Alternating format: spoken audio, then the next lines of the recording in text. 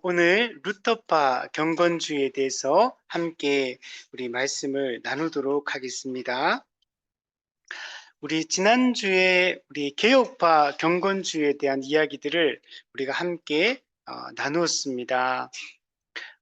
정통주의 시대에 형식주의에 반대하며 이 경건주의 운동이 일어나게 됩니다.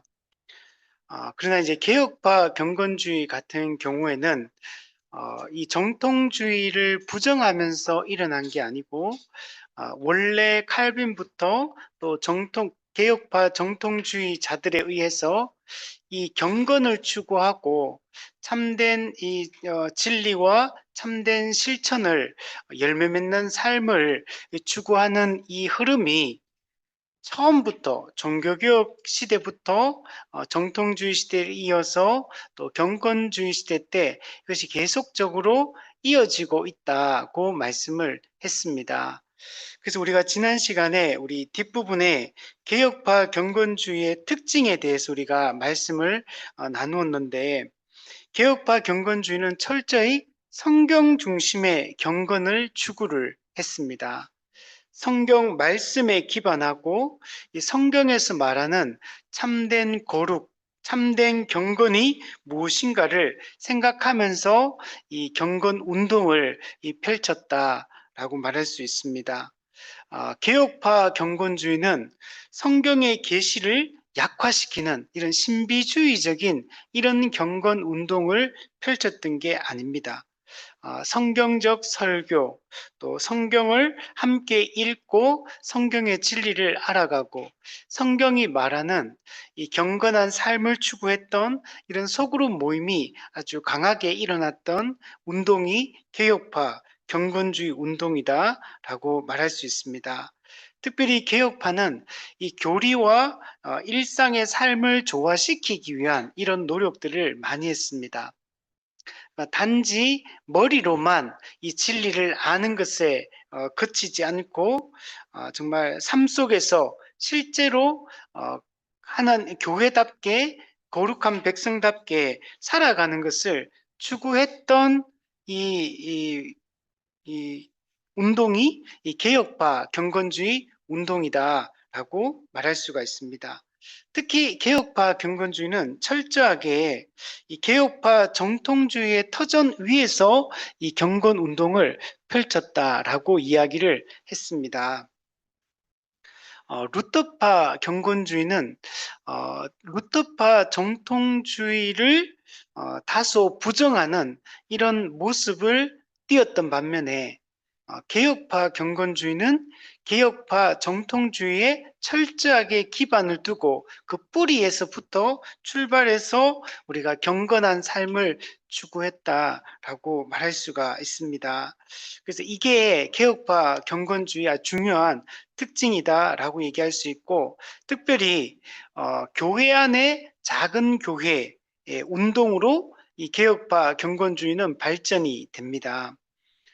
당시는 전체 이 도시 인구가 전부 다 교인이었고 또 세례받은 자였고 이런 상황이 있었기 때문에, 그래서 이 거듭난 사람과 거듭나지 않은 사람이 잘 구분이 되지 않는 이런 측면이 있었습니다. 그래서 시민이고 교인이고 세례받은 자고 다 했는데, 성찬도 참여하고 다 하는데 실제 생각이나 삶이나 이런 삶의 태도들은 너무나 불신자와 같은 이런 사람들이 너무 많았습니다.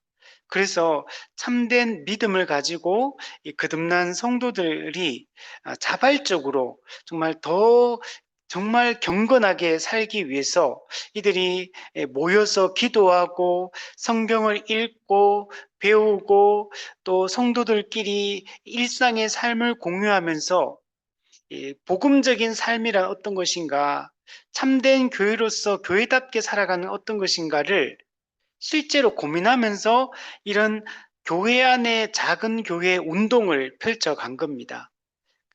그래서 이게 당시에는 상당히 중요한 경건하게 살기 위한 중요한 방법이었고 이게 대안이었다라고 이야기를 할 수 있습니다.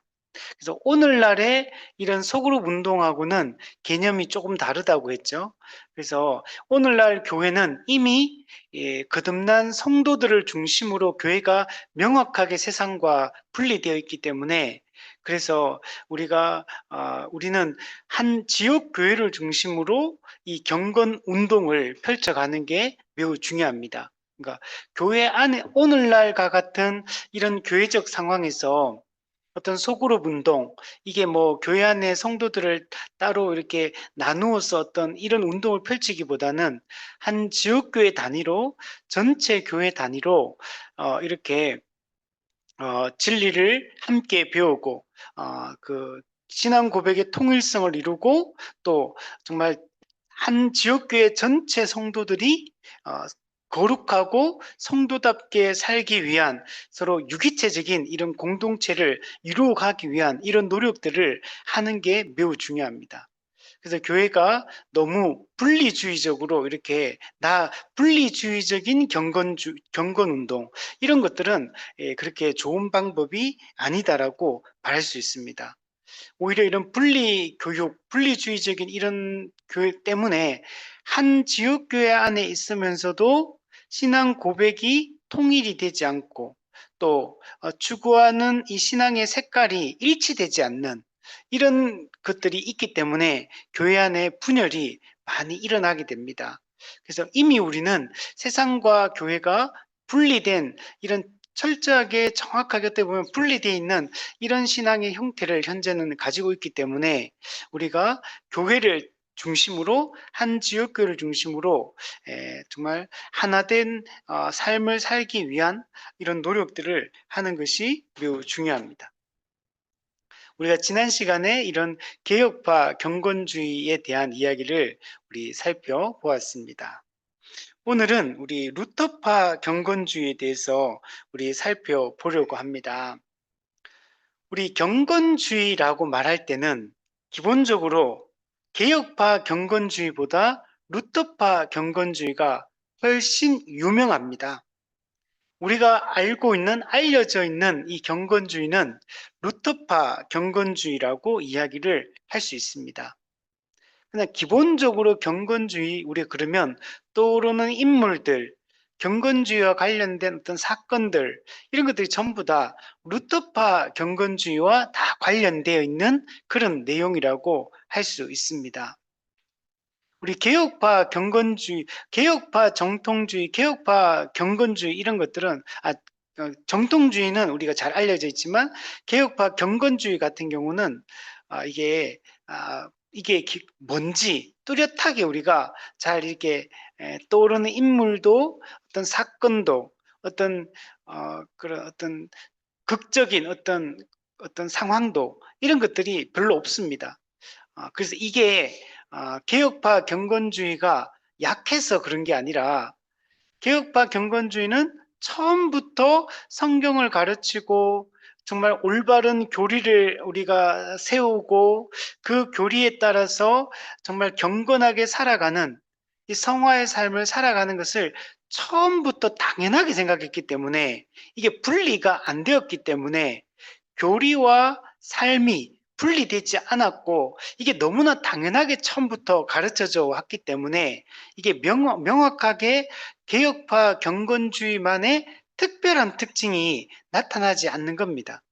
그러니까 종교개혁 개혁파, 또 정통주의 개혁파 경건주의 흐름이 쭉 같은 흐름으로 이어져 오고 있고, 또 동일한 인물들이 동일한 사상으로 이렇게 이어져 오고 있다는 걸 알 수가 있습니다. 그러나 루터파 경건주의는 조금 루터파 정통주의와 루터파 경건주의가 좀 뚜렷하게 조금 차이가 나기 때문에, 루터파 정통주의를 다소 부정하면서, 정통주의는 기본적으로 교리가 중요하거든요. 교리를 정리하고 체계화시키고 교리를 교육하고 하는 것에 초점이 맞춰져 있거든요. 그럼 루터파 정통주의도 마찬가지였어요. 근데 루터파 경건주의는 교리를 약화시키고 또 삶을 강조하는 방향으로 나아가기 때문에, 그래서 루터파 정통주의와 루터파 경건주의는 다소 차이가 있다. 그래서 루터파 경건주의는 조금 더 극적이고 좀 더 뚜렷하고 좀 더 특별하게 좀 다르게 느껴지게 되는 겁니다. 루터파 경건주의에는 크게 중요한 세 인물이 있습니다. 그래서 루터파 경건주의 1세대, 2세대, 3세대가 있습니다. 1세대의 가장 중요한 이 루터파 경건주의의 문을 열었던 사람이 누구냐면 슈페너, 야콥 슈페너, 이 사람이 중요합니다. 2세대의 경건주의자는 헤르만 프랑케가 중요한 인물입니다. 세 번째는 루터파 경건주의에 어떻게 보면 꽃을 피운 사람이라고 할 수 있는 사람이 진젠도르프 백작입니다. 그래서 우리 슈페너, 프랑케, 진젠도르프 이 세 사람에 의해서 루터파 경건주의의 큰 흐름을 우리는 이해를 할 수가 있습니다. 자, 그래서 이 흐름 속에서 루터파 경건주의는 어떤 모습을 띄었는지를 우리 살펴보고 우리 개혁파 경건주의 어떤 점에서 조금씩 이제 달라지는지 보고 그리고 우리가 배워야 될 점들이 무엇인가를 우리가 생각해 보았으면 좋겠습니다. 근데 이제 우리가 좀 생각해야 될 부분은 이 루터파 경건주의가 일어난 이 시기만 해도 이 루터파 경건주의가 완전 처음부터 막 신비주의적 방향으로 이렇게 흘러가고 이런 건 아닙니다.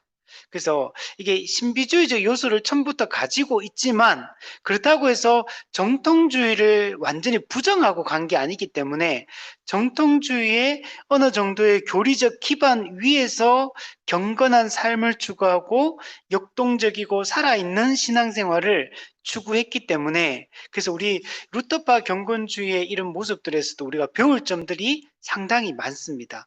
분명히 정통주의 시대가 가지고 있는 그 형식주의 문제가 있거든요.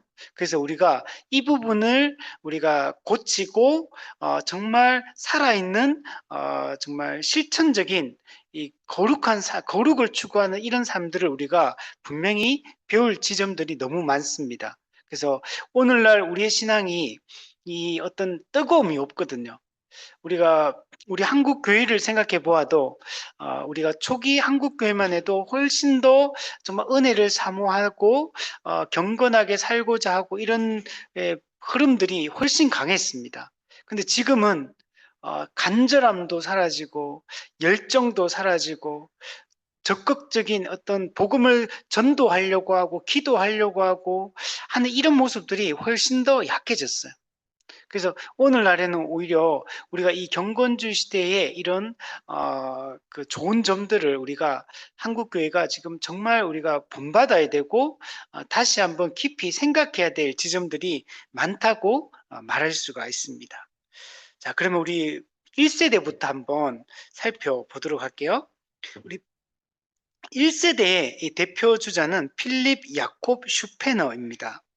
이 사람을 우린 독일 경건주의의 아버지, 즉 루터파 경건주의의 아버지 또는 창시자라고 이렇게 이야기를 합니다. 이 슈페너에 의해서 루터파 경건주의가 시작되었다라고 이야기를 할 수 있습니다.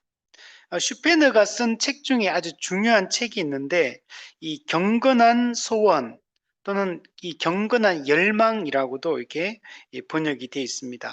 이 책이 상당히 중요합니다. 이 경건한 소원에서 30년 전쟁 이후 독일 루터교의 상황을 한탄하며 이 경건 운동이 일어나게 되었다라고 이야기를 할 수 있습니다. 독일 이 교회가 루터파 교회가 이 30년 전쟁을 거치고 그리고 30년 전쟁이 끝나고 나서 이제 교회가 정말 진리 위에 굳건하게 서서 실천하며 뜨거운 신앙의 열정을 가지고 이렇게 살아가야 되는데 루터파 이 정통주의 시대의 그 영향 아래서 형식주의에 빠지게 됩니다. 그래서 교회가 막 교리적 논쟁은 있고 막 이런 강의는 있고 이렇게 하는데 신앙이 살아있는 신앙, 뜨겁고 체험적인, 열정적인 정말 어떤 은혜에 대한 사모함을 가지고 살아가는 이런 시대는 아니었던 겁니다. 그래서 슈페는 이런 독일 이 교회를 보면서 굉장히 마음 아파하면서 이 경건 운동을 이렇게 하게 됩니다. 이 원래 이 경건한 소원이라는 이 책을 쓰면서 어떻게 보면 경건 운동이 이렇게 촉발되었다라고 이야기를 할 수 있거든요. 이 경건한 소원이 원래는 이 요한 아른트라는 이 그 정통주의 독일 루터파 정통주의 신학자가 있습니다. 근데 이 사람은 어떻게 보면 경건주의 운동에 독일 경건주의 운동에 좀 뭐랄까 무슨 어떤 선구자 같은 인물이 바로 이 요한 아른트라고 이야기를 할 수 있습니다. 이 사람은 루터파 정통주의 신학자고 또 경건주의 운동의 선구자의 역할을 하는데 이 사람은 약간은 정통주의자이지만 좀 신비주의적인 경향을 좀 가지고 있습니다. 근데 이 요한 아른트 같은 경우에도 그러니까 이 사람이 완전 신비주의자냐 그렇게는 말할 수가 없어요. 근데 이 사람도 되게 그 정통주의 형식주의 그 형식주의적 신앙생활에 이 사람도 염증을 느끼기 시작한 거예요. 이게 이렇게 교리가 있고 복음이 있고 진리가 있는데 이게 너무나 이게 사람들이 복음을 안다고 하는 사람들이 너무나 완고하고 복음에 걸맞게 살지 않고 이게 정말 부패되어 있고 이게 도덕적으로도 흠이 있고 정말 복음적인 삶을 살지 않는 거예요. 보니까. 그러니까 여기에 대해서 우리가 이렇게 살면 안 된다. 정말 진실하고 살아있는 이런 신앙생활을 해야 된다. 그러니까 이 요한 아른트 목사가 생각했던 게 그 당시에 분명히 일리가 있는 말인 겁니다. 분명히 독일 교회가 형식주의 신앙을 가지고 있었기 때문에 그래서 거기에 대한 정말 반작용으로 살아있는 진실된 그런 신앙을 꿈꾸면서 이 사람이 진정한 기독교라는 책을 쓰게 됩니다. 참된 기독교, 진실된 기독교는 도대체 어떤 기독교인가? 여기에 대해서 책을 썼는데 이 책의 서문을 슈페너에게 부탁을 한 거예요. 그 슈페너가 이 진정한 기독교, 참된 기독교란 어떤 것인가에 대한 이 책의 서문을 썼던 게 이게 나중에 이 경건한 소원으로 책이 출판되게 되는 겁니다. 그래서 이 슈페너가 이 서문을 쓰고 그 독일 교회에서 난리가 나게 됩니다. 원래는 이 슈페너가 이게 무슨 무슨 목적을 가지고 이 서문을 쓴 건 아니거든요. 그냥 이 진정한 기독교란 어떤 건지에 대한 이 책에 대한 서문으로서 정말 살아있는 그 신앙이란 어떤 것이다라는 이런 의미로 이 서문을 쓰게 되었는데 이 서문이 기록되고 나서 독일 교회가 난리가 났던 거, 난리가 났다면 좋은 의미에서. 그러니까 슈페너처럼 독일의 형식주의 신앙생활에 대해서 반감을 가지고 있고 우리가 변화가 필요하다. 우리가 진정한 기독교인처럼 참된 살아있는 신앙생활을 해야 한다라는 이런 생각을 가진 사람들이 그 당시에 많았던 겁니다. 그래서 이 슈페너가 이 진정한 기독교라는 책에 서문을 썼을 때 이 슈페너는 갑자기 이 책의 서문의 내용을 쓴 게 아니고 그가 오랫동안 고민하고 오랫동안 노력하고 오랫동안 힘썼던 자기가 생각하고 있던 것들이 있었거든요. 그걸 성취하기 위해서 개혁을 성취하기 위해서 노력하던 게 있었는데 그게 오랫동안 했지만 이게 잘 안 됐어요. 그렇게 큰 변화가 일어나지 않았거든요. 그러니까 이 책의 서문을 부탁받았을 때 이, 이 슈페너는 자기가 평상시에 가지고 있고 평상시에 하고 싶었던 그 내용들을 쭉 기록하게 된 거예요. 그러니까 그의 진심이 여기에 담겨 있고 슈페너가 생각했던 정말 복음을 아는 참된 그리스도인들이 어떻게 살아야 되는지에 대한 그의 생각, 이 경건주의적인 이런 그의 생각이 이 서문 속에 이게 막 깊이 있게 이게 담기게 되는 거예요. 그러니까 이 서문을 읽은 사람들이 이제 정말 이 정통주의 이 시대의 형식주의에서 우리가 벗어나야 된다. 참된 경건을 추구하고 정말 진리 합당한 삶을 우리가 살아야 된다. 그래서 이 경건주의 운동이 시작이 되게 되는 겁니다. 그래서 밑에 보시면 독일 루터계의 그 당시의 상황이 신앙에 무관심했습니다. 신학적 정교함에 대한 지나친 관심, 이건 정통주의 시대의 특징이거든요. 정통주의 시대는 이 차이점을 분명하게 이단들과 거짓된 가르침들, 로마 카톨릭의 이런 가르침, 이런 것들을 정교하게 어떤 차이점이 있는지 이걸 체계화시키는 그런 시대이기 때문에 이런 게 당연히 필요했습니다. 근데 이게 너무 이제 볼 때 신학적 정교함, 너무 막 정교하게 이렇게 하다 보니까 이게 정말 살아있는 이런 신앙이 아니고 너무나 메마르고 영적으로 이렇게 메마른 신앙생활을 하게 만드는 그런 원인이 됐던 겁니다. 그래서 이런 거에 대한 슈페너는 안타까움을 가지고 있었던 거예요. 그리고 부도덕성. 정말 교리를 정교하게 가르치고 이렇게 하는데도 불구하고 당시 그리스도인들이, 목회자들이 부도덕하게 살아간다는 거예요. 하나님에 대해서, 복음에 대해서, 진리에 대해서 더 안다고 생각을 하는데, 그런데 삶은 도덕적이지 않은 거, 거룩하지 않은 겁니다. 그러니까 이런 문제 앞에서 슈페너는 정말 이 문제를 해결하기 위한 엄청난 노력들을 하게 됩니다. 그래서 우리 네모 박스의 그 중간에 보시면 루터가 로마서 주석을 썼는데 루터의 로마서 주석 때문에 많은 사람들이 회심을 하게 됩니다. 그 로마서 주석의 서론에 거기에 보면 우리가 추구해야 될 신앙이 어떤 거냐면 참되고 살아있는 신앙을 추구해야 된다. 이게 루터가 했던 말이에요. 참되고 살아있는 신앙을 우리가 가져야 된다. 이걸 강조했고 또 독일 루터파 정통주의 신학자요 경건주의 선구자를 할 수 있는 요한 아른트. 이 요한 아른트는 어떤 학자들은 슈페너가 이 독일 경건주의의 그 아버지가 아니고 그 이전에 요한 아른트가 그 아버지다 이렇게까지 말할 정도로 이 사람도 상당히 이 진정한 기독교를 추구하고 살아있는 신앙을 추구를 했던 겁니다.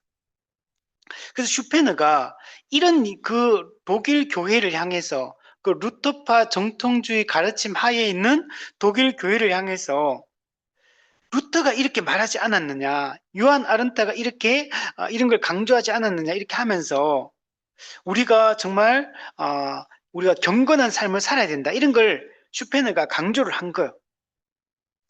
이 로마서 주석 같은 경우는 경건주의자들의 고전적 헌장이다 말할 정도로 여기는 참되고 살아있는 신앙을 강조하고 경건하고 거룩하게 살아갈 것을 촉구하는 내용들이 여기 담겨 있는 겁니다.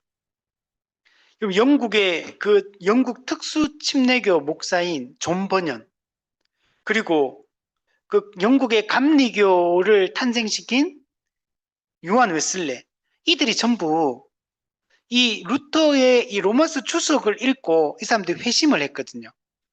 그 정도로 이 로마서 루터라는 사람도 루터가 쓴 로마서 주석도 그 독일 교회에게는 매우 중요한 이런 문헌이고 사람이잖아요. 이런 사람들이 이 책을 또 이렇게 강조했다는 걸 얘기하면서 슈페는 당시 독일 교회를 향해서 우리가 이렇게 형식주의 신앙에 빠져 있으면 안 된다. 우리가 정말 살아있는 신앙을 추구해야 되고 정말 복음적인 삶을 살아가야 된다. 이런 것들을 슈페너가 강조를 합니다. 그래서 밑에 보시면 1666년부터 10년 동안 루터파 목사로서 슈페너가 교회 개혁을 위해 노력을 합니다. 그러니까 10년 동안 진짜 나름 열심히 이 독일 교회를 변화시키기 위한 이 노력들을 했던 겁니다. 그런데 당시 루터파 교회 자체가 이미 독일의 국가교회, 국교화되었다. 이 말은 루터파 교회가 독일의 국교처럼 이렇게 이미 된 상황이었어요. 그러니까 슈페너가 교회 개혁을 요구하면서 이 형식주의 신앙을 타파하고 살아있는 신앙을 우리가 추구하자고 그래서 많은 개혁이 필요한 부분들을 제안하고 또 이렇게 요구하고 이렇게 다 해도 이걸 누가 결정하냐면 시의회가 결정하는 거예요. 시의회가. 독일 교회는 이 철저히 루터파 교회는 국가에 속해 있거든요. 시의회가 이런 걸 결정하니까 시의회 사람이 슈페너와 같은 이런 경건한 소원을 가지고 있고 경건의 열망을 가지고 있는 이런 사람들이 아니에요. 이런 마음이 없어요, 이 사람들은. 그러다 보니까 이 사람들이 아무리 제안을 해도 슈페너가 제안하고 이런 노력을 하고 개혁하고 독일 교회가 정말 살아있는 신앙을 가진 교회를 세우기 위한 노력들을 하더라도 국가가 시의회가 제도적으로 이걸 막아버리는 거예요. 이렇게 되니까 슈페너도 이제 더 이상 이제 교회 자체를 개혁하려고 하는 이런 마음이 점점 더 식어가는 거예요. 전체 교회를 바꾸려고 하는 이런 노력들을 포기하게 되는 이런 상황으로 가게 됩니다. 당시 영적 상황이 너무 심각한 거예요. 그래서 나중에 이 밑에 좀 나오긴 나오지만 이 슈페너가 뭘 강조하기 시작하냐면 교회 전체적으로 바꾸는 거는 안 되니까 그래서 속으로 모임을 만들자.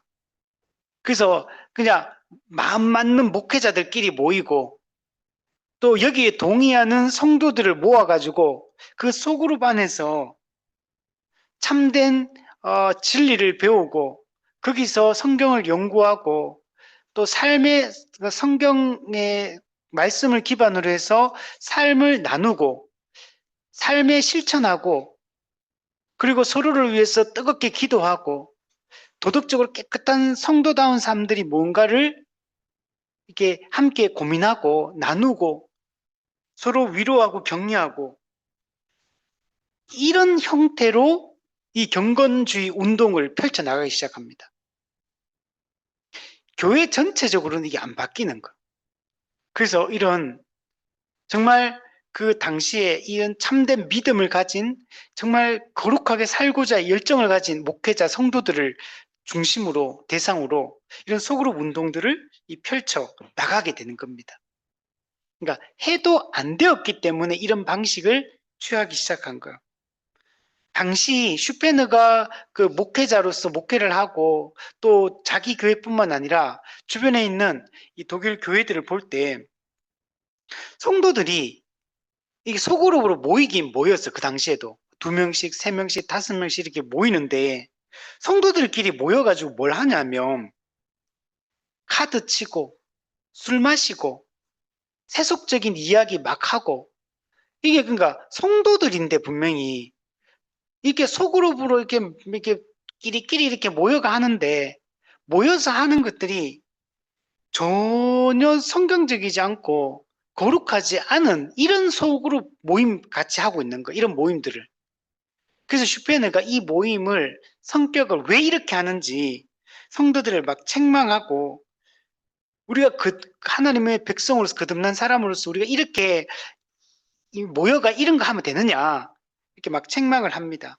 모이면 설교 나눔을 하고 같이 성경 연구를 하고 경건서적 신앙 이 서적들을 읽으면서 같이 토론하고 또 서로의 삶을 이야기하고 서로를 위해서 기도하고 성도의 이런 경건한 대화를 이렇게 나누고 하나님의 백성답게 참된 경건을 추구하는 이런 모임이 되어야 되는데 이게 되지 않았기 때문에 여기에 대한 슈페는 엄청난 안타까움이 있었고 그래서 이 소그룹 모임을 경건 모임으로 이렇게 경건한 모임으로 만들기 위한 이 노력들을 하게 되는 겁니다. 그러니까 슈펜으로부터 출발한 루터파 경건주의가 이 소그룹 모임을 통해서 이 경건 모임을 통해서 이런 것들을 이루어가기 위해서 엄청나게 노력을 하게 됩니다. 우리 밑에 보면 당시의 상황이 일반 성도들은 형식적 신앙을 가지고 있었다. 또 바리새인적 의를 추구했다. 설교자들은 심각한 영적 상태에 있었다. 신학대학교나 신학교육이 매우 부실하고 신학교가 신학교의 역할을 제대로 하지 못한다. 이게 당시의 상황이었다고 이렇게 이야기를 합니다. 그러니까 슈페너가 생각할 때 당시 독일 교회는 성도들은 그러니까 그 당시 루터파 교회가 요구하는 몇 가지 그냥 형식적인 신앙생활 그거 하면 그냥 신앙생활 잘 한다는 거야 그냥. 과거에 그 중세시대 때 로마 가톨릭 교회가 요구하는 것도 있잖아요. 그거 하라고 하는 대로 그거 하면 신앙생활 잘 한다고 생각하듯이 이 당시에 또 시간이 흐르면서 루터파 교회도 정통주의 형식주의에 빠지게 됐고 그러면서 교회가 요구하는 그냥 몇 가지 그냥 종교생활 몇 가지 형식적인 신앙생활을 하면 이게 신앙생활을 하는 거라고 생각하는 거예요. 근데 참된 이런 믿음을 가지고 이렇게 살아있는 신앙을 가진 사람들이 보기에는 슈페너 같은 목사가 볼 때는 이건 참된 신앙이 아니다. 그래서 이 개혁을 요구하는 거예요. 그러니까 종교 개혁 때 개혁을 요구했던 거와 이 슈페너가 개혁을 요구하는 거는 조금 내용적으로는 좀 다른 겁니다. 그러나 슈페너의 이런 경건주의 운동은 독일 교회의 종교개혁의 완성이라고 그러나 사람들은 생각을 합니다. 그래서 이렇게 바뀌어야 된다. 개혁을 요구합니다. 그러면서 그러면 독일 교회가 왜 이렇게 되었느냐? 슈페너가 생각할 때는 설교자 때문에 이렇게 됐다. 이렇게 진단한 거예요.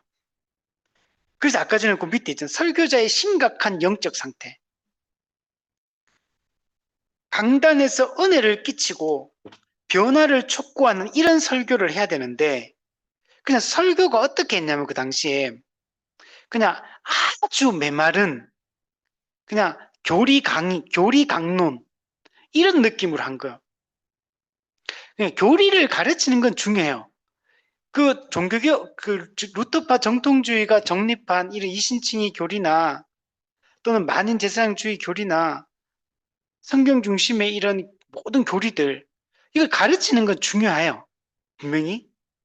근데 설교가 그냥 메마른 아주 그냥 딱딱한 은혜가 안 되는 그냥 교리 강의 같이 그리고 그 교리를 강의하는 그 목회자도 그 설교자도 본인도 영적인 뜨거움이 없는 거예요.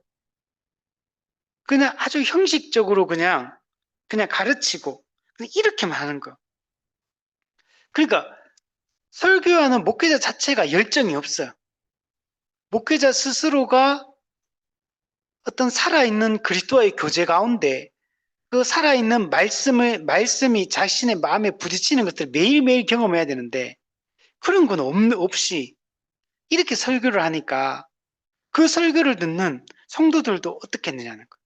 그들도 다 영적인 뜨거움이 없고 다 메마르고 그죠?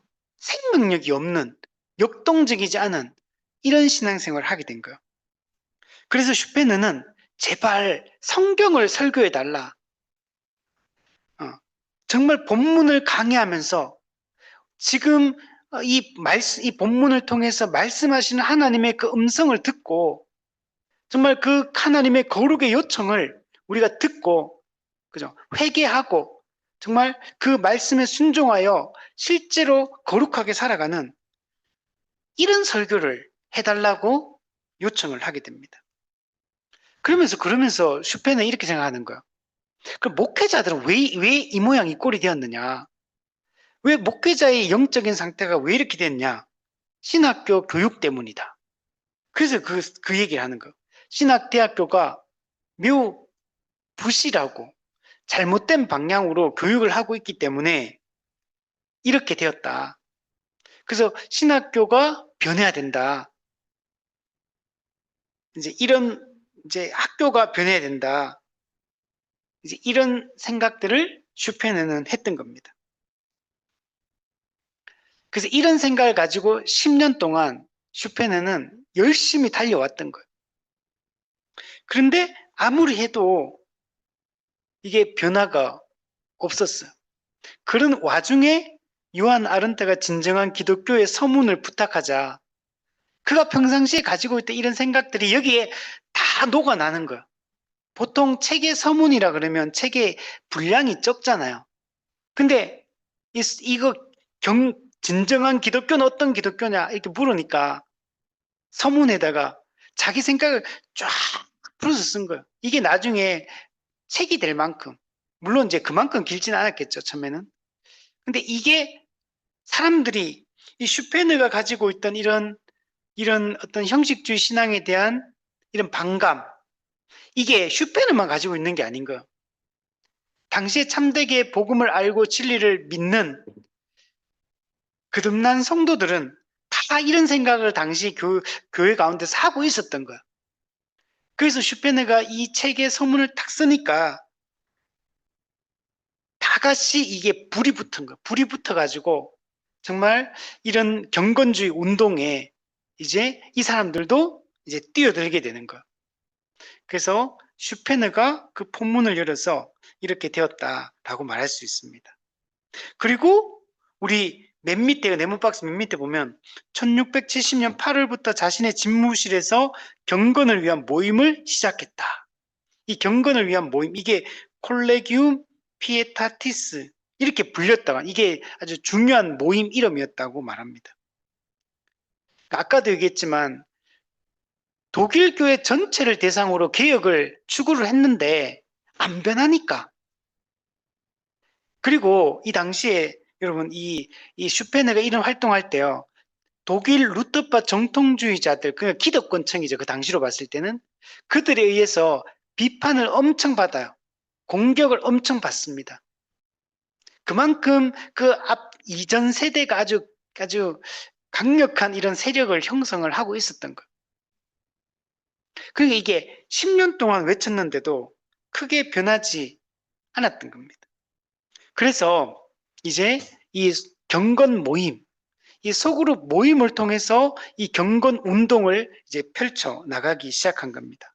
그래서 이게 점점 널리 퍼져 나가게 되고 루터파 경건주의는 이런 경건 모임을 통해서 경건주의 운동을 펼쳐 나가기 시작합니다. 요한 아른트 같은 경우는 기도를 되게 중요시 여겼어요. 조금 신비주의적인 이런 성향을 조금씩 띱니다. 그래서 이때는 교리보다는 실천 이런 게 더 중요해요. 그러니까 교리 강조가 조금 약해집니다. 그래서 이게 나중에 문제점이 돼요. 이게 우리 앞서 개혁파 경건주의 같은 경우는 철저히 정통주의 기반 위에 경건주의를 실천했잖아요.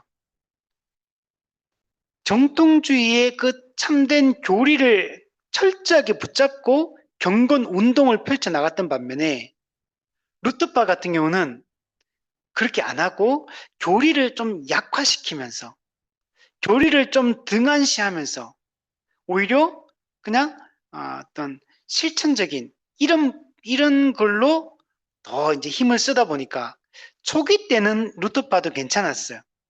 근데 나중에 뒤로 쭉 루터파 경건주의가 뒤로 쭉 가면 이게 뭘로 나중에 연결되냐면 자유주의 신학하고 연결이 돼요. 자유주의 신학이 나오게 된 이 경건주의 운동의 이런 흐름들이 자유주의 신학이 교리를 깡그리 무시하는 이런 방향으로 아주 아주 그런 잘못된 방향으로 가는 어떤 시발점이 나중에 되기도 합니다, 이게. 물론 처음부터 경건주의 그랬던 건 아니지만 이게 점점 갈수록 변질되고 부작용이 나타나기 시작한 겁니다. 그래서 어쨌든 중요한 거는 루터파 경건주의도 이 교회는 이 경건 모임을 중요시 여겼다. 우리 개혁파 경건주의도 교회 속에 작은 교회 운동을 펼쳤다 그랬잖아요. 이 푸치우스가 이 교회 속에 작은 교회 운동을 이게 펼쳤는데, 루터파 경건주의는 이 슈페너를 중심으로 이 경건 모임, 이 모임이 강조가 되었다. 그래서 이 두 개혁파와 이 루터파의 이 소그룹 모임이 어떤 학자는 이게 개혁파 푸치우스의 그 영향을 받았다 이렇게 보는 경우도 있고, 또 그렇지 않다, 이건 슈페너의 독창적인 어떤 그런 생각이었다, 또 이렇게 주장하는 분들도 있다고 하더라고요. 그래서 어쨌든 간에 아마 서로 뭐 영향을 안 주고받을 수는 없을 것 같아요. 분명히 서로가 그 같은 이제 유럽 사회를 형성하고 있었기 때문에 분명히 개혁파 경건주의에 어느 정도의 영향은 받고 이런 경건 운동이 또 펼쳐지지 않았을까 우리 생각할 수 있을 것 같습니다. 자, 그 맨 밑에 보시면 이 경건한 소원에서 당시 교회 회복을 위한 몇 가지 제안을 합니다. 근데 이 핵심이 뭐냐면 개인 성경 연구입니다. 우리 오늘날 우리 교회가 얼마나 이 개인 성경 연구, DBS를 강조합니까? 이 개인 성경 연구가 이 경건주의 운동에서부터 출발한 거예요. 그게 지금까지 내려오고 있는 겁니다. 되게 좋죠? 제가 이 경건한 소원이라는 이 책을 제가 대학생 때 이 책을 사서 제가 읽었거든요. 근데 그때는 이 책을 읽으면서 그냥 진짜 아무것도 모르고 읽었던 것 같아요. 근데 지금도 그 책을 가지고 있는데, 근데 제가 이제 이런 배경을 알았으면 이 책을 그 당시에 읽을 때 좀, 이게 이런 걸 강조하는 거구나 알았을 텐데, 그때는 사실은 그냥 잘 몰랐던 것 같아요. 모르고 그냥 읽기만 했는데. 자, 그러면 이 경건한 서원에 6가지 중요한 내용을 강조를 하는데 이게 되게 내용이 좋아요. 한번 보시면 첫 번째는 끊임없이 경건한 마음으로 성경을 읽고 스스로 성경을 공부하며 주님과 인격적으로 교제하자. 예. 우리 경건한 마음으로 하나님을 알고 하나님의 뜻을 알고 하나님의 그 뜻에 순종하여 거룩하게 살기 위한 목적으로 성경을 읽고 성경을 연구하고 그 성경 말씀을 통해 그리스도와 인격적으로 교제하고 이런 걸 추구를 해야 됩니다. 그래서 신앙의 내면화, 어떤 종교적 개인주의, 우리 개인적 차원에서 정말 말씀을 가까이 하면서 정말 경건하게 살기 위한 이 노력을 해야 된다. 이게 되게 중요하죠. 그리고 우리가 성경 연구도 하고 성경 통독도 하고, 그죠? 우리 성경 암송도 하고, 그러니까 늘 말씀을 매일매일 가까이 해야 돼. 매일매일 말씀을 가까이 하면서 이 말씀을 통해 하나님과 깊이 있는 이 교제를 갖기 위한 이 노력들을 해야 된다는 거. 여러분, 이게 왜 중요하냐면 이 당시에 독일 교회의 그런 형식주의적 신앙에 대해서 이 독일 경건주의 이 운동이 이 당시 교회를 바꿀 수 있는 대안으로 제시한 게 뭐냐면 바로 이 성경 연구라는 거예요. 이게 중요한 겁니다. 이게 당시 그 형식주의적 신앙을 독일 교회를 바꿀 수 있는 방법으로 대안으로 여러분 제시를 하고 있는 거예요. 그래서 아까 얘기했죠. 개인 성경 연구 이것도 중요하고 또 우리 그 앞서 얘기했던 슈페너가 강조했던 그 소그룹 모임, 경건 모임. 그 이거는 오늘날 따면 우리가 GBS예요, GBS.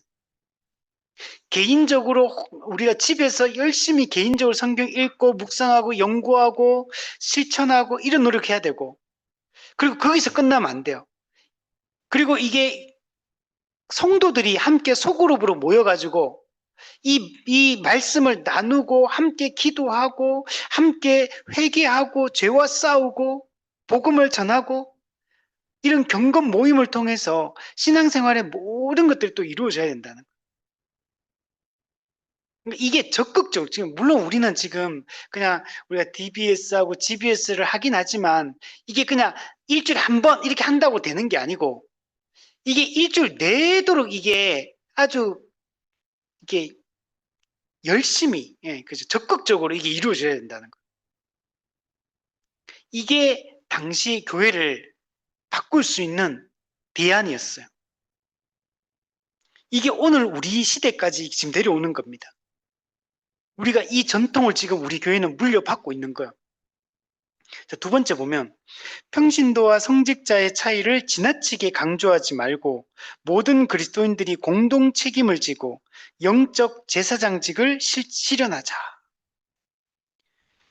여러분, 과거에 로마 가톨릭 교회가 성직자와 평신도를 딱 구분했거든요.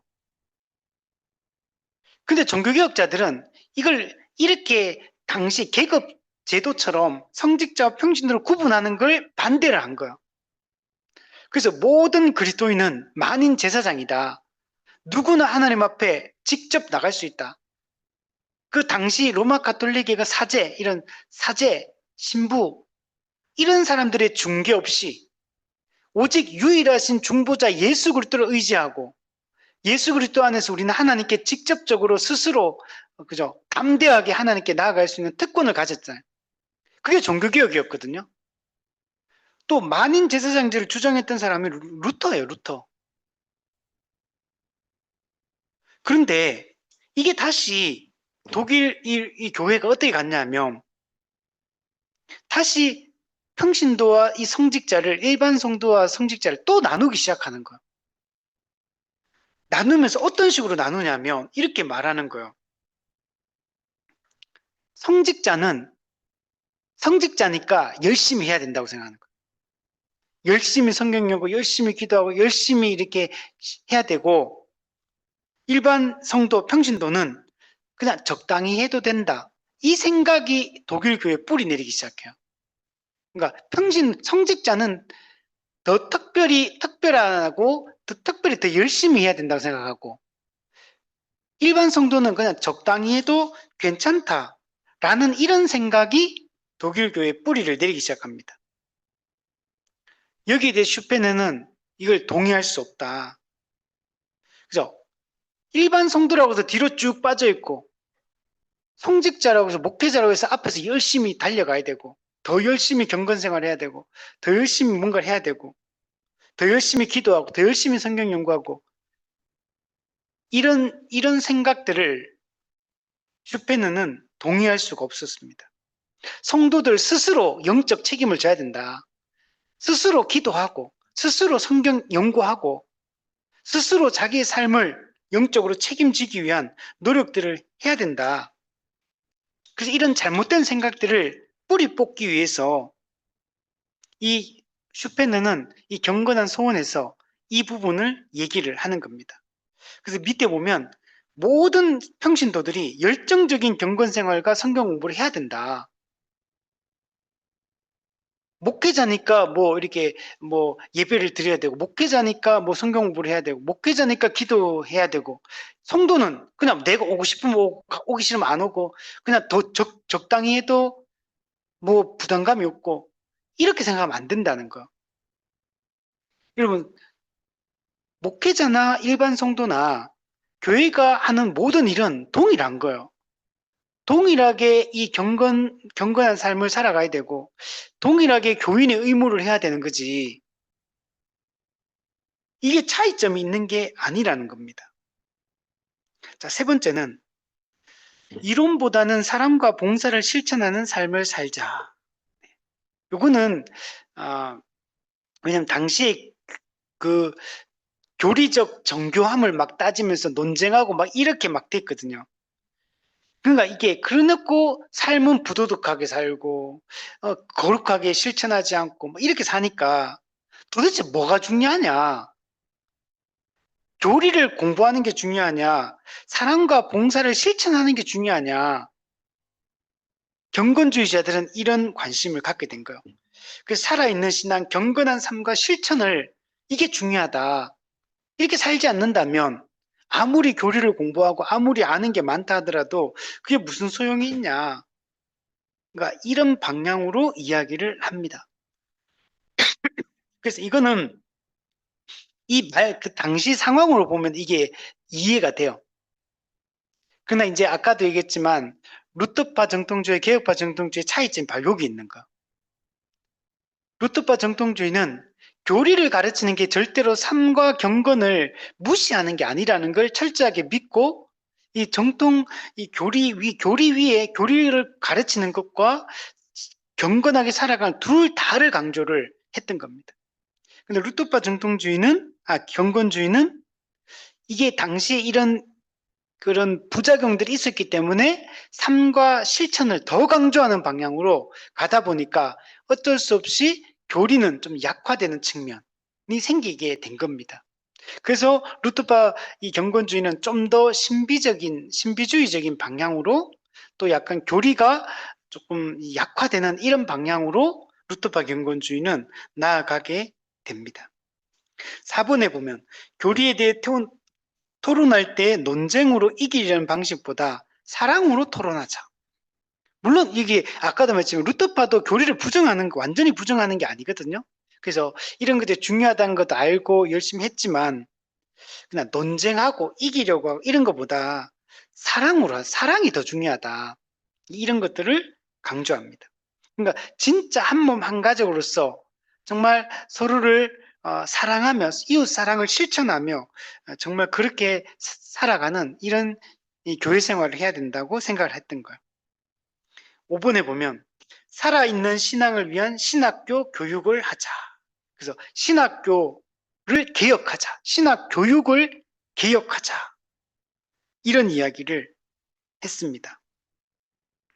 이것도 우리가 충분히 이해가 되죠. 오늘날에도 마찬가지입니다. 신학교에 어떤 큰 변화가 분명히 있어야 됩니다. 우리 이런 이야기 하거든요. 우리 목회자 세계에서 뜨거운 마음으로 신학교를 입학해서 졸업할 때는 그저 마음이 다 식어서 나간다. 이제 이런 얘기 하거든요. 좀 맞는 말이기도 하고 또 뭐 다 그렇진 않을 것 같아요. 근데 분명한 거는 이게 졸업하고 이제 목사 안수를 받을 때 교리가 철저하게 이제 복음을 알고 교리를 알고 가르칠 준비가 돼야 돼요. 그리고 정말 살아있는 정말 신앙을 체험적이고 정말 생명력 있는 이런 신앙의 열정을 가진 이런 목회자가 길러져야 되거든요. 근데 신학교를 졸업하고 이렇게는 잘 안 되는 것 같아요. 물론 되는 사람들도 있고 근데 전반적으로는 교리 교육도 부족하고 또 정말 목회자다움, 음, 목회자의 자질 이런 것들 태도 또 이런 것들이 준비가 안 된 상태에서 목사 안수를 받는 경우들이 많이 있습니다. 그래서 저도 뭐 부족하고 그래서 다들 그러니까 전반적으로 신학교는 너무 중요한데 너무 준비가 안 된 상태에서 이렇게 목사 안수를 받는 이런 경우가 많은 것 같아요.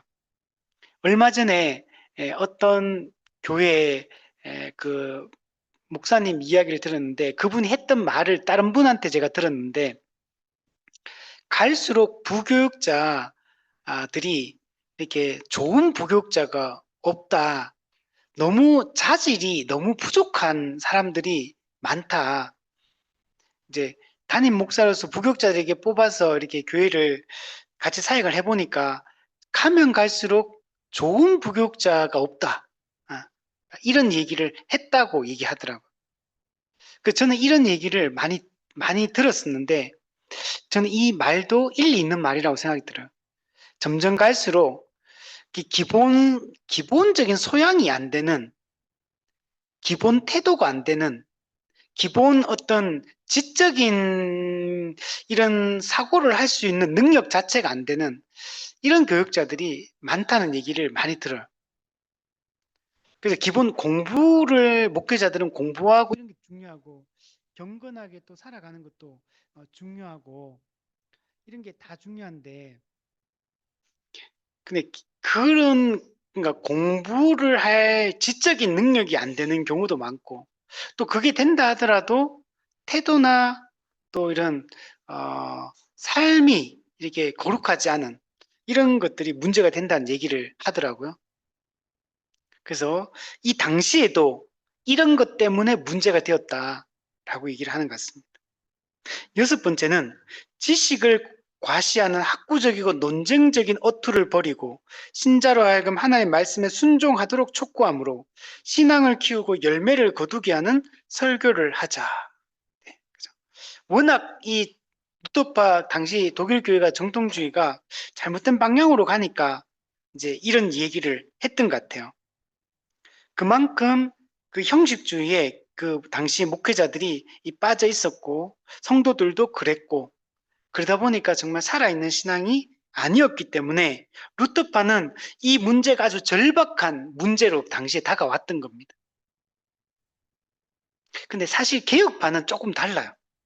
개혁파는 정통주의자들이 곧 경건주의자들이었기 때문에 개혁파는 이런 면에서 훨씬 더 괜찮았어요. 근데 루터파는 정통주의 기반을 어느 정도 부정하면서 경건주의 운동이 시작되었기 때문에 그래서 조금 이게 열매를 거두고 순종하고 살아있는 신앙을 가지자고 하는 것은 좋은데 좀 약간 또 이렇게 교리를 조금은 약화시키는 이 측면은 분명히 문제가 있습니다. 자, 그래서 어쨌든 정리해 보면 이 경건한 소원에서 슈페너가 얘기하는 것은 당시 독일 교회의 모습을 봤을 때, 그 상황을 봤을 때는 왜 이런 이야기를 하는지 너무나 잘 이해가 되고 동의가 되는 거. 정말 이들의 관심은 진짜 경건인 거, 거룩. 정말 하나님 백성다운 삶을 살기 위한 그 정말 뜨거운 마음을 가지고 있었다라고 말할 수 있습니다. 그래서 밑에 보시면 종교개혁의 완성을 위해 경건주의 운동을 제안했다. 네. 그러니까 이 루터파 경건주의는 종교개혁을 완성하는 이런 측면이 있는 겁니다. 그래서 사람들은 성경으로 돌아가자고 주장하는 슈페너에게서 새로운 루터를 발견했다. 예, 그죠. 루터 다음에 우리 멜라니톤 같은 유명한 또 정통주의 제자도 있지만 이 슈페너를 제2의 루터다. 새로운 루터다. 이렇게 말할 정도로 이 슈페너의 이런 경건주의 운동이 독일 종교개혁을 완성하는 것이라고 이해를 합니다. 그리고 경건주의적 목사 양성을 위해서 할레 대학을 만들게 됩니다. 이게 이 슈페너와 그의 제자인 제2세대인 프랑케 함께 이 할레 대학을 설립을 하게 되고 이 할레 대학이 아주 경건주의 운동의 중심지, 독일 루터파 경건주의의 어떤 본산지와 같은 이런 역할을 하는 게 바로 이 할레 대학입니다. 그래서 이 할레 대학이 되게 중요합니다. 자, 아까도 말했지만 밑에 보면 경건주의 운동에 대한 루터교 정통주의 성직자들의 비판. 네. 루터파 정통주의 목회자들은 루터파 경건주의를 추구하는 이런 목회자와 이런 교회를 당시에 비판을 많이 하게 됩니다. 우리 아까 개혁파는 이런 게 아니었다 했죠. 정통주의자가 경건주의자고 경건주의자가 정통주의자고 근데 여기는 약간 달라요. 그래서 루터파 경건주의는 좀 다른 배경 속에서 이렇게 세워졌다. 자, 2세대는 이 아우구스트 헤르만 프랑케 이 사람이 중요한 역할을 2세대 역할을 합니다. 이 프랑케는 슈페너를 만나게 됩니다. 그 슈페너를 만나면서 성경을 보는 관점이 바뀌어요. 성경을 실존적으로 접근합니다. 즉 쉽게 얘기하면 성경 연구를 하는데 그 이전에는 그냥 성경 연구가 그냥 말 그대로 지식을 쌓고 그냥 아는 것에 그냥 초점을 맞추었어요. 근데 이 슈페너를 통해서 성경을 보는 관점이 프랑케가 바뀌면서 성경 연구를 왜 하느냐? 경건을 위해서 성경을 연구하는 거다. 오늘 우리로 따지면 우리가 왜 DBS를 왜 하느냐? 그 말씀을 진리를 붙잡고 그 말씀을 우리 삶에 적용해서 우리가 그리스도를 닮아가고 변화되기 위해서 우리가 성경을 보잖아요. 목회자들도 설교하기 위해서 성경을 연구하는 게 아니라 내 영혼을 위해서 거룩하게 하는 백성 살기 위해서 성경을 연구하고 그리고 설교는 그 다음 문제라는 거예요. 이런 게 실존주의적 접근이다. 경건에 도움이 되는 성경 연구를 해야 된다. 이런 생각을 프랑케도 갖게 됩니다. 프랑케도 당시 이 타락한 정통주의자들을 비판을 합니다. 그리고 이 경건주의 운동에 본격적으로 뛰어들게 됩니다. 그래서 처음에는 이 프랑케는 라이프치히 대학에서 여기서 신학을 공부하고 고대 근동 언어를 이렇게 공부를 합니다. 그러다가 이 라이프치히 대학에서 그가 공부하다가 이 슈페너를 만나고 슈페너와 함께 할레 대학을 설립하고 그 이후부터는 이 할레 대학을 중심으로 이 프랑케가 여기서 가르치고 이 경건주의 운동을 펼쳐 가게 됩니다. 30년 동안 이 할레 대학 경건주의 운동의 본산지인 이곳을 중심으로 이 프랑케가 경건주의 운동을 펼쳐 나가게 됩니다. 그래서 이 밑에 보시면 이 루터파 경건주의는 되게 실천적인 거 이런 걸 되게 강조하거든요. 그래서 보면 하나 활동들 한번 보시면 할레 대학에서 경건한 신학자와 목회자를 양성하는 그러니까 경건주의적 목회자를 양성을 하는 겁니다. 그리고 성경 보급 운동합니다. 성경 연구를 중요시했잖아요. 왜? 성경을 봐야지만 정말 거룩하게 살아갈 수 있다고 생각했기 때문에 성경 보급 운동을 하고 어린이를 위한 무료 교육기관을 설립합니다. 그래서 이 당시는 어떤 시대냐면 막 거지들이 되게 많아요. 30년 전쟁하고 나서 모든 게 지금 무너져 있는 상태이기 때문에 지금 이게 막 고아도 많고 거지도 많고 가난한 자도 많고 막 병든 자도 많고 막 이런 분위기예요. 그래서 이런 아이들을 모아가지고 어린이를 위한 무료 교육기관을 설립하고 이런 빈민을 위한 이런 학교도 만들고 고아원도 만들고 약국도 만들고 병원도 만들고 도서관도 만들고 여러분 루터파 경건주의 이런 운동이 엄청 힘을 많이 씁니다. 교육, 출판, 의료, 성경 번역, 보급, 사회개혁 이런 거 사회복지, 국민교육 막 이런 거 엄청나게 많이 힘을 쓰는 게 이 루터파 경건주의의 아주 중요한 특징이라고 이야기할 수 있습니다. 이 3세대 가장 어떻게 보면 루터파 경건주의를 꼽혀온 사람이 이 진젠도르프 백작이거든요. 네. 그래서 이 사람에게도 이 영향을 많이 주게 됩니다. 그리고 여기서 진젠도르프 백작도 여기서 교육을 받게 됩니다.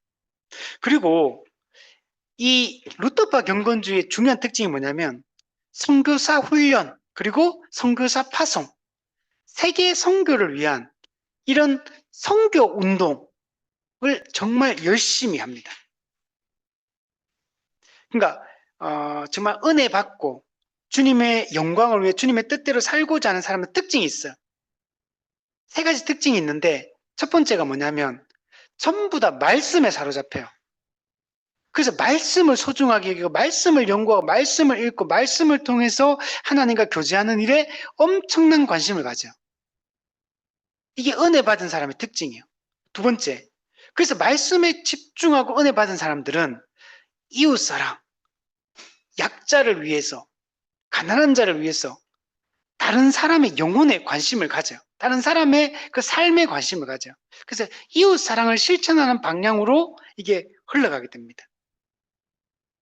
그리고 반드시 마지막에는 뭐로 이게 이어지냐면 복음 전도로 이어져요. 선교로 이어집니다. 영혼을 구원하기 위한 근본적이고 본질적인 대책. 그죠? 한 영혼이 거듭나 하나님을 알고 하나님을 믿는 자가 되게 하는 이 일, 이 복음 전도로 다 이어져요. 그래서 이 은혜 받고 이 경건한 삶에 관심을 갖는 이 경건주의자들이 전부 다 이 세계 선교에 관심을 갖게 됩니다. 그래서 할레 대학 출신의 밀렌 베르크는 북아메리카 식민지의 최초의 루터 교회를 설립하여 경건주의 확산에 기여했다. 그 미국 루터 교회 아버지라고 불린다는. 그리고 여기뿐만 아니에요.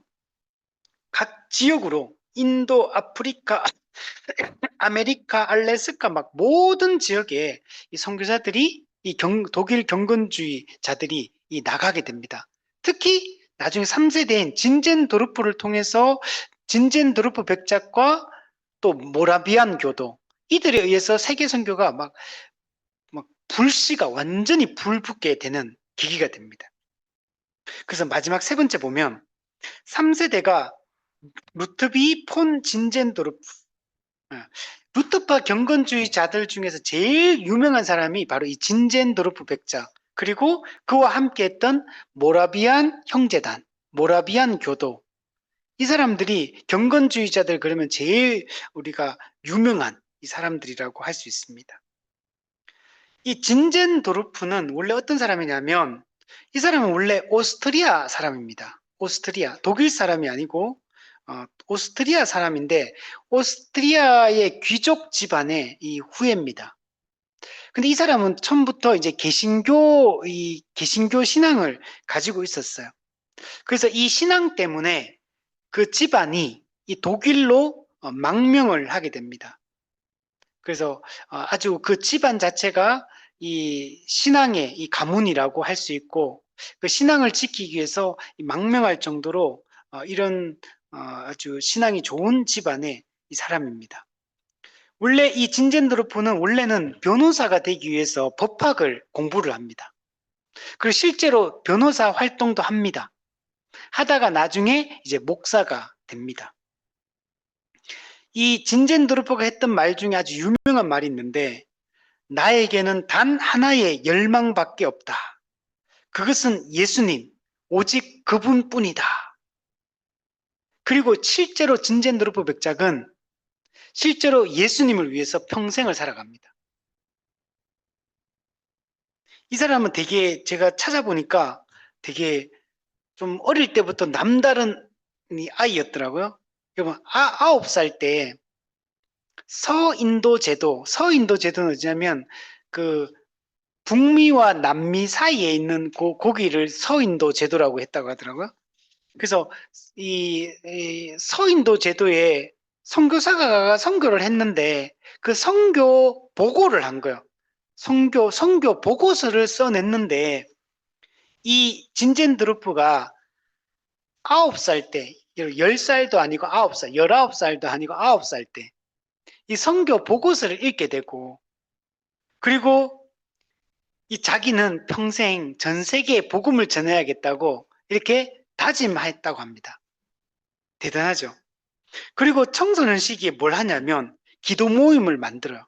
겨자씨 모임이라고. 청소년 시기에 이 기도 모임을 만들어가 세계 선교를 위해서 기도하기 시작합니다. 남다르죠. 근데 이 진젠드로프가 그가 확실하게 그 인생이 완전히 전환되는 시점이 있어요. 그의 인생이 확 바뀌는 그때가 언제냐면 모라비안 교도들을 만나면서 진젠도르프 인생이 확연하게 달라집니다. 물론 그전에도 열심히 해왔죠.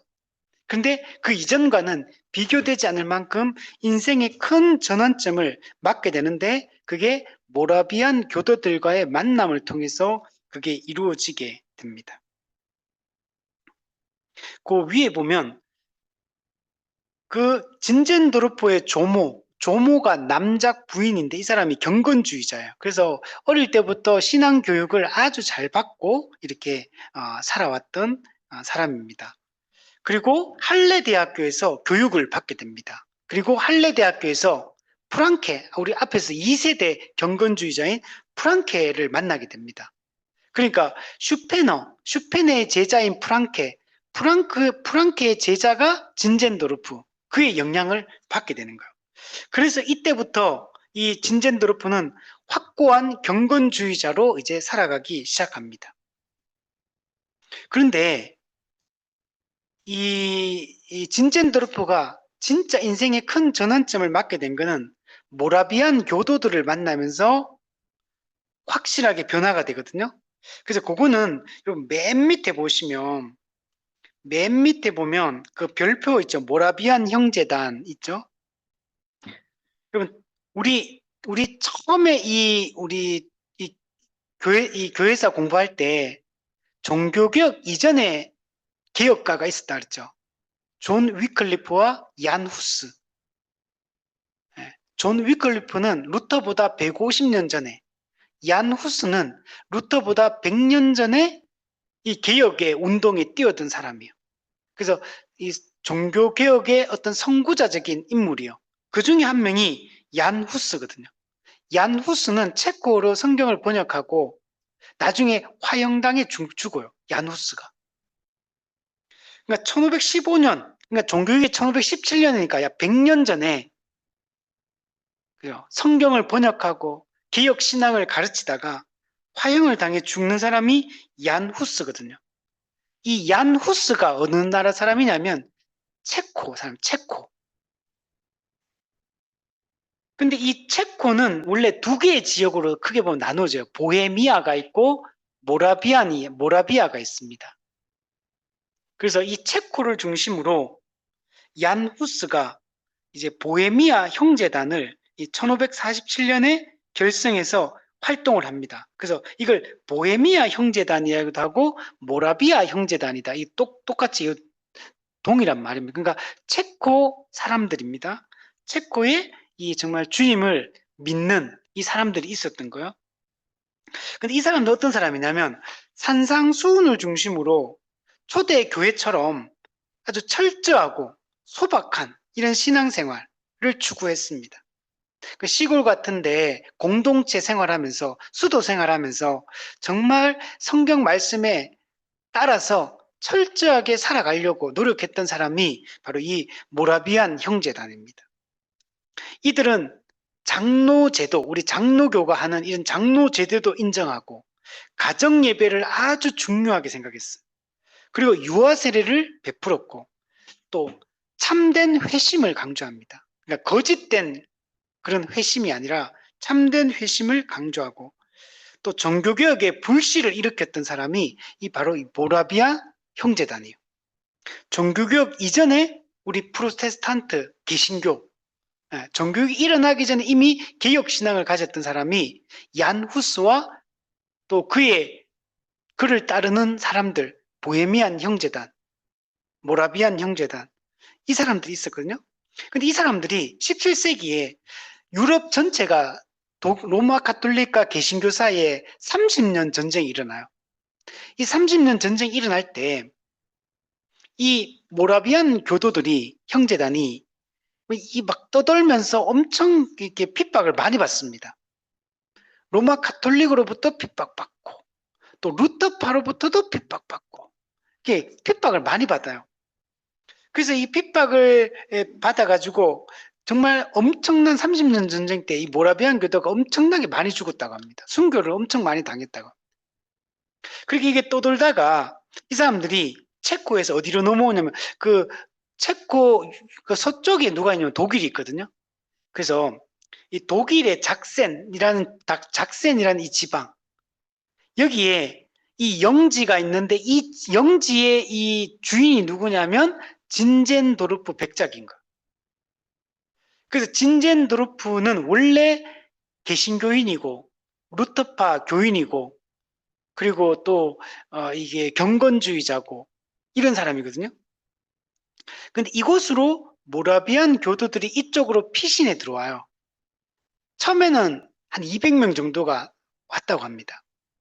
그래가지고 이 진젠도르프가 이 모라비안 교도들을 만났는데 만나서 이 사람들의 삶을 이렇게 쭉 얘기도 나눠보고 삶을 보고 이렇게 하니까 이 경건주의자인 진젠도르프 백작 자기가 추구하는 신앙하고 이 모라비안 교도들은 실제로 그렇게 사는 사람들인 거야. 이게 딱 맞는 거예요, 둘이가. 딱 마음이 맞는 거예요. 그래가지고 이 모라비안교도 자기 영지에 살면서 1722년에 헤른 후트, 주님의 보호, 이 후트가 보호란 뜻이네. 헤른 후트, 주님의 보호, 헤른 후트라는 마을, 정착촌을 만들어. 이 모라비안 이 교도들이 여기서 삶을 사는 거죠. 그리고 1727년에 진젠도르프를 이 헤른후트, 이때부터 이제 이게 모라비안 교도들을 헤른후트 형제단이다 이렇게 부르기 시작한 거예요. 이 헤른후트 형제단의 지도자로 진젠도르프 백작이 여기 세워지게 됩니다. 그래서 이때부터 진젠도르프 백작의 이 지도하에 이 모라비안 교도들을 중심으로 엄청난 경건 운동을 펼쳐나가는 거예요. 엄청난 선교 운동을 이때부터 펼쳐가기 시작합니다. 경건주의 운동이, 루터파 경건주의가 이 진젠도르프와 모라비안 교도들을 통해서 정말 이제 꽃피고 열매 맺기 시작하는 거예요. 이들은 철저하게 말씀에 순종하고 이게 섬기고 봉사하고 실천하고 이런 것을 정말 중요시 여겼던 그런 사람들입니다. 그래서 이때 엄청난 이들을 통해서 엄청난 일들이 일어나게 됩니다.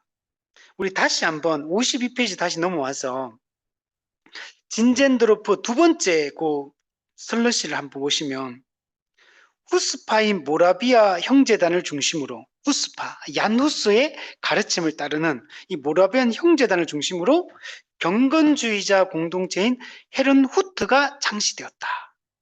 헤른후트, 이게 중요해요. 헤른후트 공동체가 창시되고 여기서 이 진젠드로프가 지도해서 이 경건주의 운동을 아주 전개해 나갑니다. 그들은 그리스도와 신자 간의 친밀하고 인격적인 관계와 산상수훈이 가르치는 이 윤리와 실천을 강조하는, 이걸 한마디로 살아있는 믿음, 리빙 페이스, 살아있는 믿음, 이걸 이제 주장하고 이걸 펼쳐나가기 시작. 그러니까 경건 운동을 펼쳐나가기 시작한 겁니다. 그러다가 1727년에 아까 전에 진젠도르프 백작이 이들의 지도자로 세워진 그 해거든요. 이때 이 헤르누트 공동체에 엄청난 부흥이 일어납니다.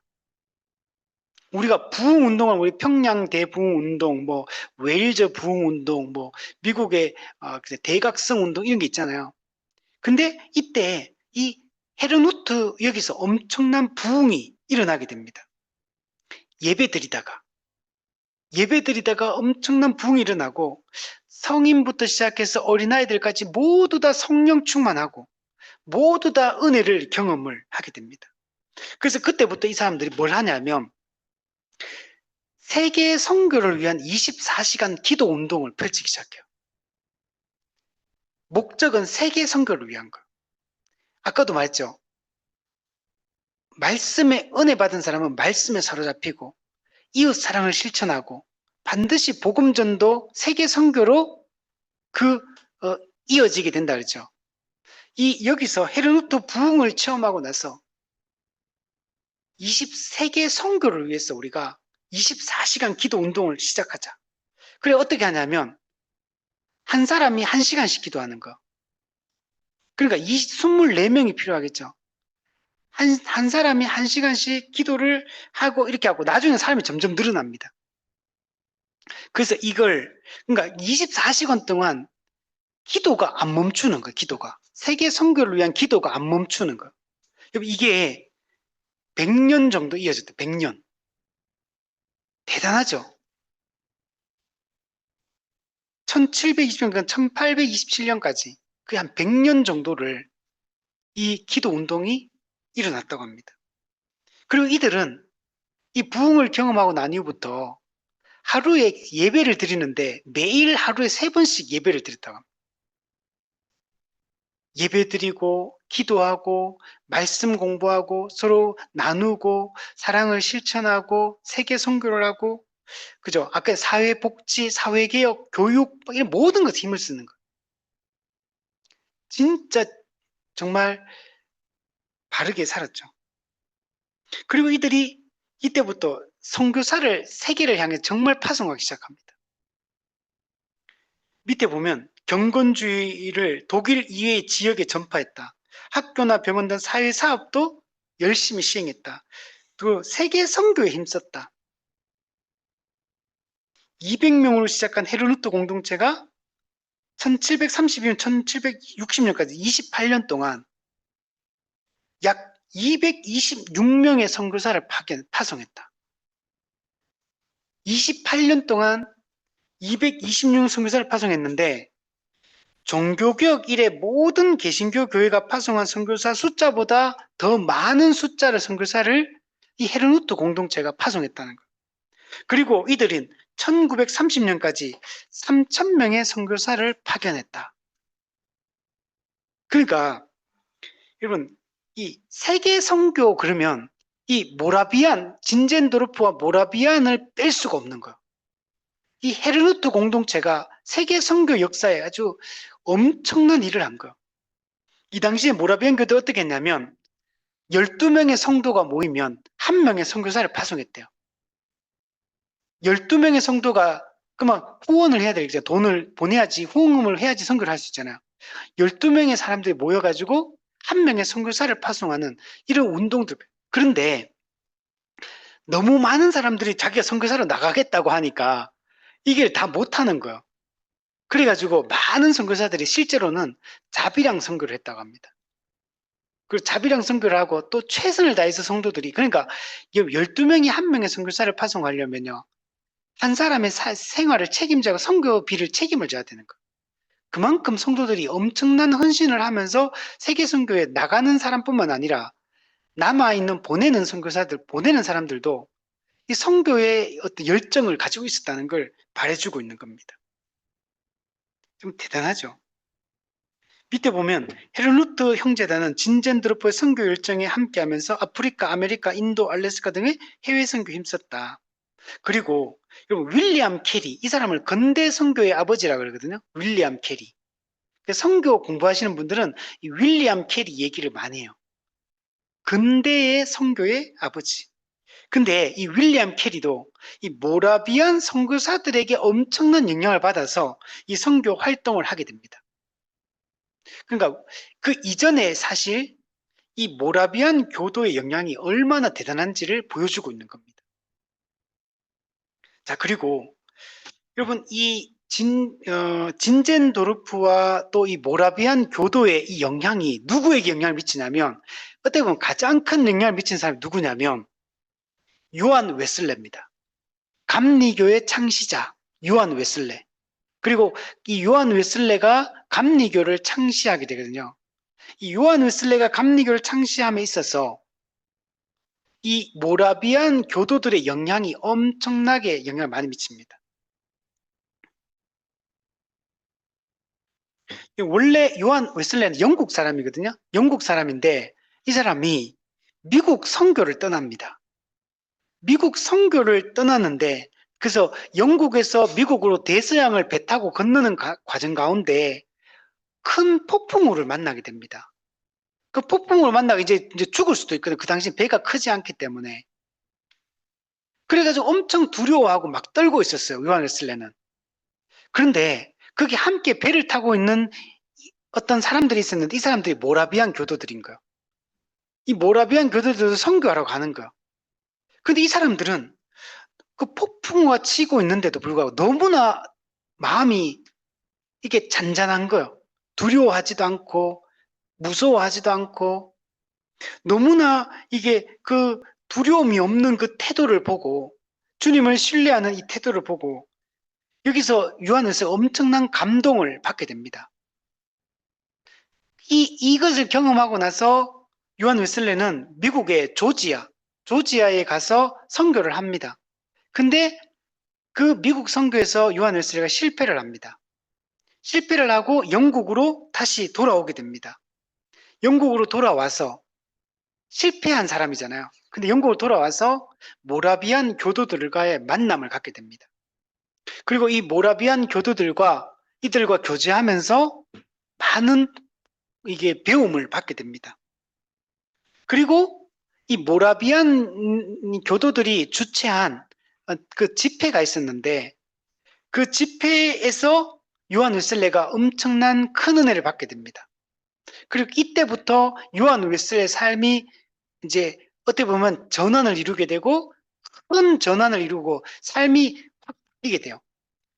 이때 이들과 교제할 때 이 많은 이 올바른 이런 교리들도 공부하고 배우고 회심을 어떻게 보면 진정한 회심이 이때 이루어졌다라고 말할 수 있을 정도로 이 모라비안 교도들과의 이 만남, 그들과의 교제 공부, 그리고 그 집회, 여기서 큰 변화를 받고 그래서 요한 웨슬레를 중심으로 여러분 감리교가 탄생을 하게 된 겁니다.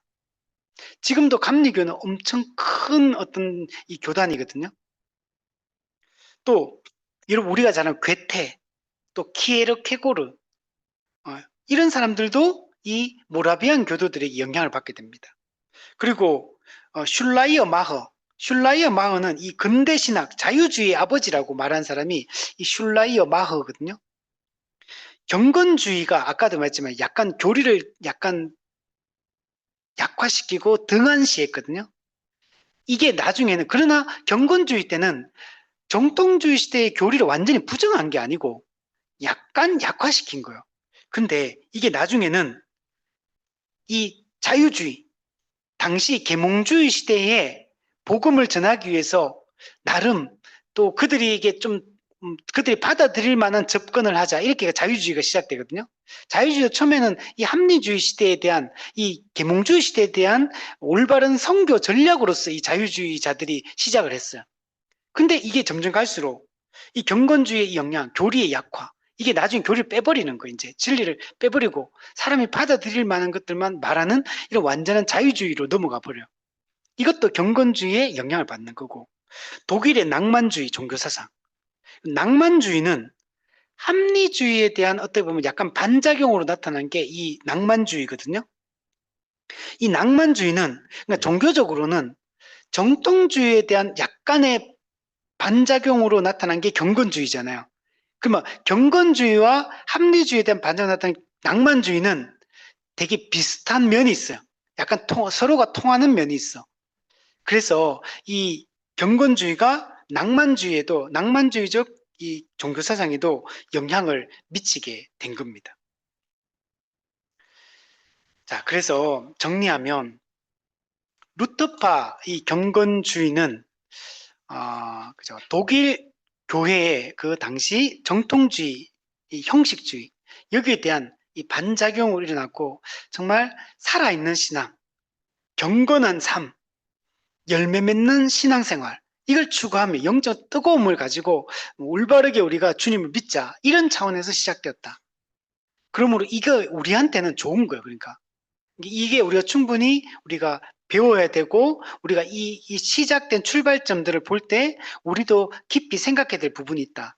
그러나 문제는 약간 교리가 약화되는 이 측면 이런 것들은 우리가 조심해야 된다. 그래서 나중에는 이 약간 신비주의적 요소로 많이 가게 되거든요. 그래서 나중에는 조금 더 이 우리 개혁파 경건주의와는 많이 좀 많은 좀 다른 흐름으로 이어지게 되는 이 배경이 된다. 그러나 우리가 또 배워야 될 부분들은 우리가 놓치지 말고 우리가 잘 배우고 오늘날 우리는 이 루터파 경건주의 이런 좋은 이런 살아있는 신앙을 추구하는 이걸 우리가 배워야 될 그런 부분이라고 우리 생각을 해야 될 것 같습니다.